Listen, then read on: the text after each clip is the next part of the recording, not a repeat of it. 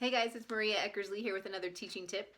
This week I wanted to focus on reverence. If you've been in any primary calling, you know that finding a balance between keeping the class reverent so they can learn and keeping a class fun so that they want to come to primary is a balancing act. It's tricky. So I wanted to come up with some sort of system where kids would feel encouraged to be reverent but still excited to be a primary.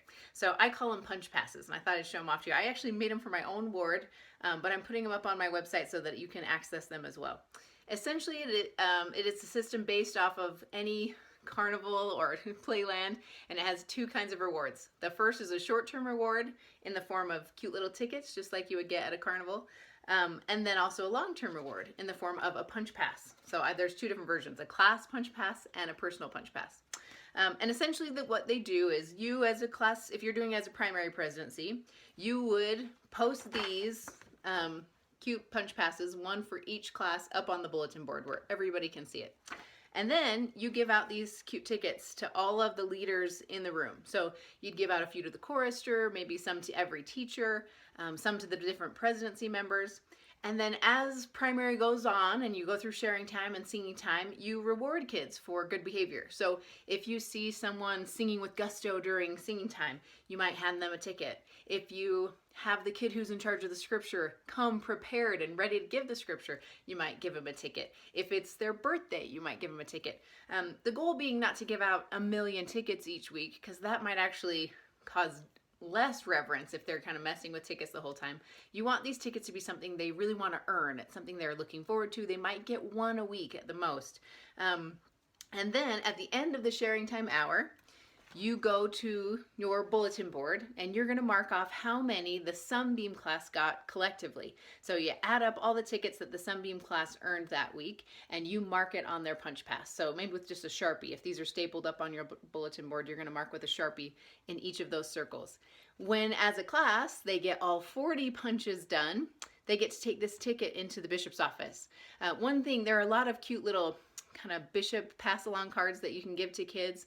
The problem is if you give a kid a ticket that says go get a treat from the bishop and they run to the bishop's office and the bishop's door is closed, you lose a little bit of that incentive. So this way, as a class, they're scheduling time with the bishop. Either he'll come to their class and meet with them and talk to them about reverence, or they could maybe make a special trip to the bishop's office to get a treat and hear about how great they're doing. So that way it's controlled a little bit better for the bishop and for the primary presidency. So that's the class pass. I also made that's the presidency pass. I also made a personal version that's for primary teachers. Being a primary teacher is a hard job. All of us have been there, and it is hard to control reverence. So I wanted to make one just for you as well. So they're in the same kit, all in one kit. You'll get access to the presidency punch passes and the class punch passes. And essentially all this is you'll see there's a smaller punch pass that you can print out and give to your students. They can cut these out in class so that they have them all ready to go. There's a slot for their name, and then it just says at the bottom, instead of going to the bishop, they'll go to you, the teacher, for a prize. So maybe it's going to the ice cream shop with their teacher, or maybe it's they get to sit in the teacher's chair during sharing time next week. Some sort of reward that would mean something to your class. And that's what they're earning. The nice thing is these are small. They're designed to fit really neatly in a scripture. They're the same size as kind of a standard scripture bookmark. So they'll tuck into their scriptures each week as they do well and get tickets in class. You'll punch their pass and they can go home and show their parents. They'll be able to take their tickets home and show their parents what they got, and they'll be able to open their scriptures and show their parents their progress. So that way parents feel like they're interacting with you and with the class, and the kids feel like they have something to show off, but that they're still working towards a long-term goal so that they can achieve something important. And I think both of those are critical. That short-term instant gratification and the longer-term success of reaching a goal are both key to kind of building a desire to be reverent all on their own.